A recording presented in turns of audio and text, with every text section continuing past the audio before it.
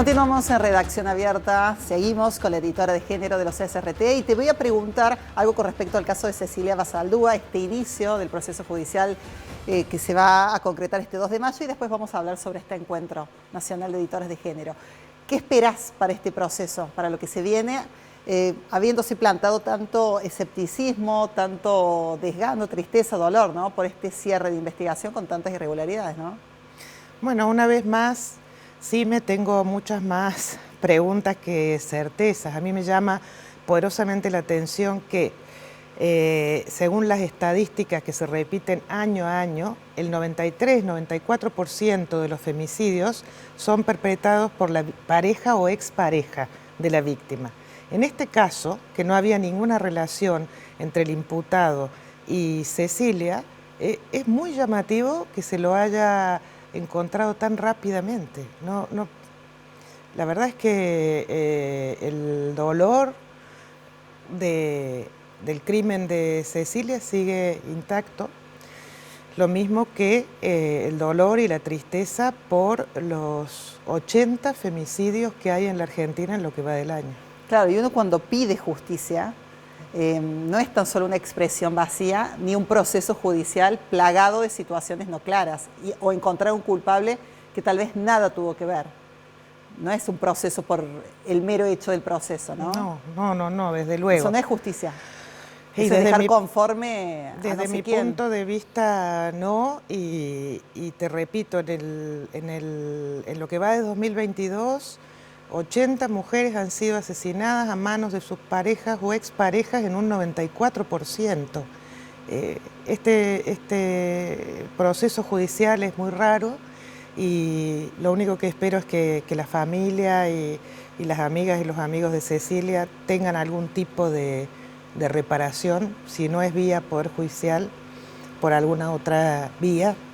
Y también espero que en el territorio nacional y particularmente en el territorio de la provincia de Córdoba se tomen las medidas necesarias para prevenir este tipo de situaciones. Recordemos que es el segundo femicidio en muy poco tiempo en esa misma zona y también en circunstancias muy extrañas. Claro, una zona importantísima para Córdoba desde el punto de vista turístico.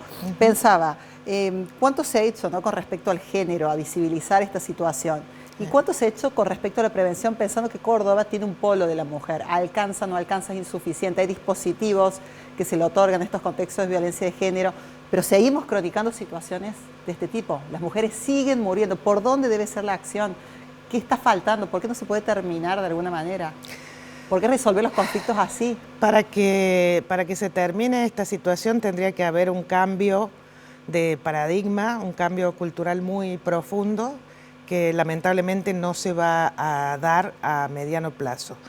Ahora, se están haciendo cosas, se están implementando algunas políticas públicas, todo es insuficiente cuando del otro lado tenemos semejante cantidad de muertes y de abusos y de agresiones, pero yo soy optimista, lo hemos hablado muchas veces con vos y con el resto de compañeros y compañeras de los SRT. Creo que estamos avanzando, que se están dando pasos hacia la prevención y que posiblemente lo que tenemos que profundizar es la educación. Yo reclamaría para la provincia de Córdoba una efectiva implementación de la educación sexual integral para que con escuelas libres de violencia formemos generaciones para una sociedad libre de violencias. Y dentro de esa educación tiene su eje la comunicación, ¿no? Por supuesto. Comunicar correctamente para esas representaciones que durante mucho tiempo han sido erróneas.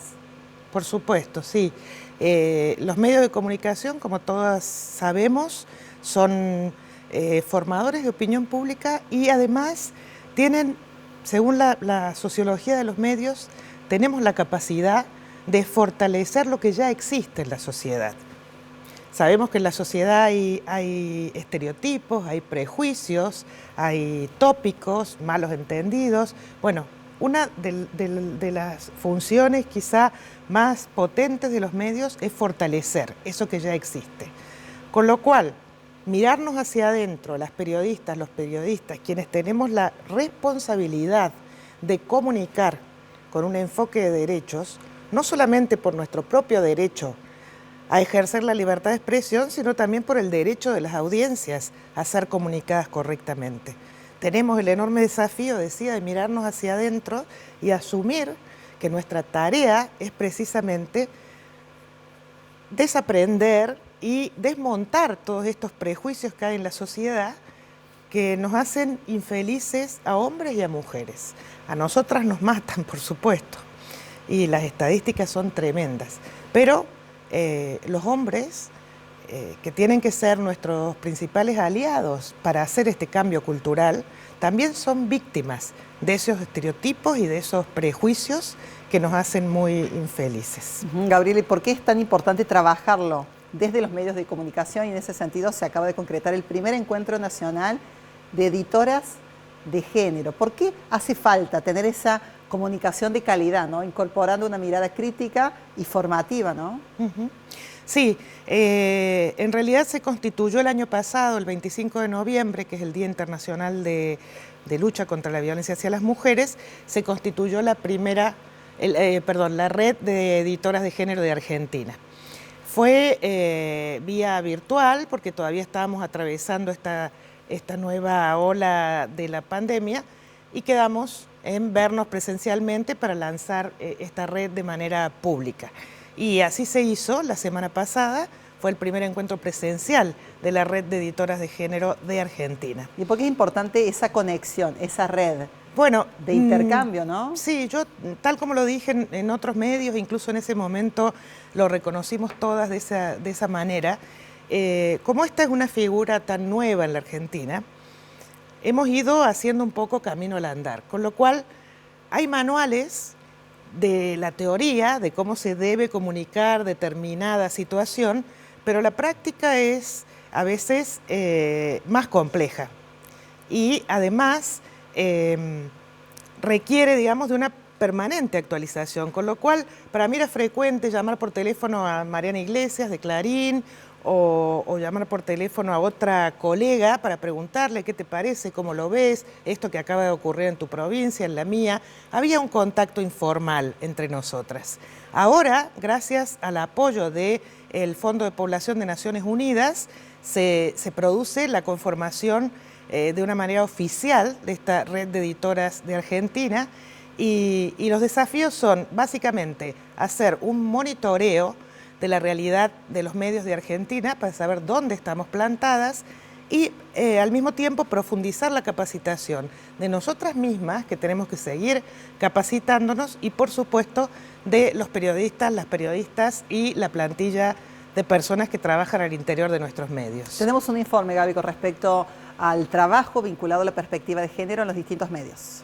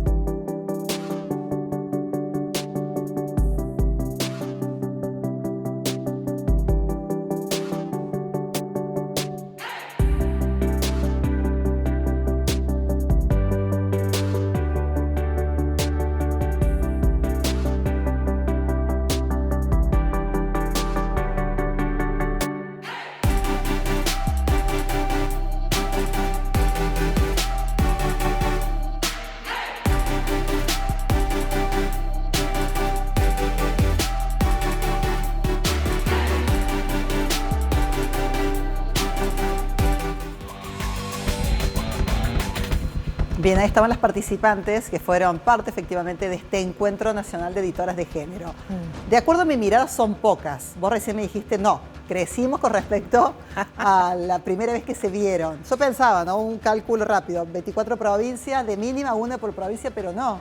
Y pensando en la cantidad de medios que tiene cada provincia. Sí. ¿Es correcta mi mirada o no? Bueno, antes de responder a la pregunta, quiero agradecer al Fondo de Población de Naciones Unidas, a su equipo de comunicación, Isa, Flor, Belén, etcétera, porque este material audiovisual nos lo han hecho llegar ellas hoy, calentito, recién salido. Bueno, le vamos a enviar este del programa, horno. así Recep también el saludo, ¿eh? Muchas Bueno, gracias. sí. Y en cuanto al número de editoras de género, es difícil evaluar si somos pocas o somos muchas. Obviamente el objetivo es que todos los medios de comunicación tengan su editora de género. Ese sería el objetivo del Fondo de Población de Naciones Unidas y de nosotras mismas como profesionales que trabajamos en este tema. Ahora bien, si tenemos en cuenta cuál es el desarrollo histórico de esta figura en nuestro país, yo me siento bastante orgullosa. Bien. Solo menos de un año antes se había nombrado la primera editora de género en el mundo, que fue Jessica Bennett. Y luego, en Argentina, ya se había nombrado una compañera en Clarín, otra compañera en Infobae y yo, de los SRT. Muy bien. Es decir que, a ver, pocas, de Córdoba muchas... la primera, Gabriela. Sí, de Córdoba la primera, de momento creo que la única, creo. No estoy segura. Bueno, ojalá que creo. eso cambie en el corto plazo. Sí, ojalá cambie, por supuesto. Entonces, que estén representadas ahora provincias como, o medios, como periódicos de Jujuy, como la agencia Foco y el diario de Corrientes, como compañeras de Río Negro, de Neuquén, en fin, es a lo largo y a lo ancho del país que poco a poco va apareciendo esta figura. Son semillas, ¿no?, que se van, comienzan a crecer. Y normalmente, y esto para mí es muy interesante, es una respuesta de los medios ante demandas de la audiencia. Estaba Miriam Lewy allí. Sí, efectivamente. Defensora del público. Nos visitó la titular de la Defensoría del Público porque ese organismo está muy preocupado por el surgimiento de discursos de odio y desinformación en los medios de comunicación. La Defensoría del Público, como sabemos, no tiene potestad sancionatoria, pero sí recibe muchas críticas y demandas de la sociedad. Cualquier persona que en su casa está viendo la televisión o está escuchando un programa de radio puede denunciar ante la Defensoría del Público lo que considera que es una falta al derecho a la comunicación o al rigor que se le exige al periodismo. Gabriela, con respecto a este encuentro, ¿en qué encontraste coincidencias de los trabajos de las otras colegas y qué crees que está faltando, ¿no?, también como un punto en común de cada región? Sí, a pesar de que los medios son muy diferentes, la realidad de los SRT, del multimedio nuestro, es muy diferente, por ejemplo, de Clarín o de Telam, cuyas editoras de género estaban allí. A pesar de las realidades diferentes, hay similitudes que nos atraviesan a todas. No podemos constituir todavía una agenda de fuentes para garantizar que la información realmente sea plural. Y eso es un hecho que se repite en todos los medios. Plural en el sentido de que abandonemos para siempre que las fuentes legítimas para chequear la información o para sacar al aire sean hombres, jóvenes, de clase media y que se presumen heterosexuales.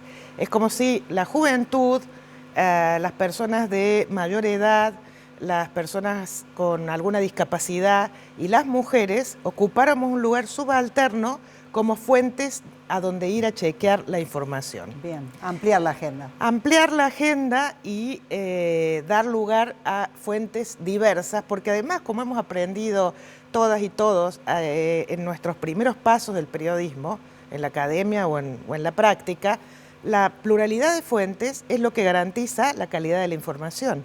Bueno, ese es un problema que atraviesan todos los medios de comunicación y sobre el que tenemos que seguir avanzando. Gabriela, siempre hablas de estos contenidos donde tenemos que sacar los estereotipos, las violencias y demás, y de la mano los derechos humanos. Sí, ¿Por qué? Es. Porque el derecho a la comunicación, como decía antes, es un derecho humano y los derechos de las mujeres y de las diversidades sexuales también son derechos humanos. Entonces, la función de los medios de comunicación, independientemente de su propiedad, porque nosotros estamos muy orgullosos de ser un medio público, pero los medios privados tienen la misma obligación. Actuamos en el espacio público, las audiencias son el público, como su nombre lo indica, y el poder de penetración que tenemos en la sociedad nos exige una responsabilidad particular para hacer, como dije anteriormente, una sociedad en la que se respeten los derechos, porque es el único camino para erradicar las violencias. No hay otro, o por lo menos nosotras no creemos en otro. No podemos decretar que se acabaron las violencias. Tenemos que trabajar desde el enfoque de derechos para que se acaben los mensajes violentos y las prácticas violentas. Claro, violencias simbólicas que se traducen después en violencias concretas, ¿no? Totalmente. Gabriela, muchísimas gracias por venir, siempre tan generosa explicándonos, porque estamos en un proceso de aprendizaje y está bueno difundirlo, replicarlo, contagiarlo e incorporarlo de a poco, ¿no? En ese sentido yo transmití a la Red de Editoras de Argentina que me siento muy responsable, pero al mismo tiempo muy orgullosa de las personas con las que trabajamos en el multimedia. Les agradezco a todos y a todas, de verdad. Gracias a vos por venir siempre a esta redacción abierta. Y felicitaciones por este encuentro nacional. El próximo tienen que ser más. Y en Córdoba. Y en Córdoba, ¿eh? Atención y llamado de atención para los distintos medios de nuestra provincia. Nos vamos al corte y como siempre, gracias por acompañarnos. Ya venimos.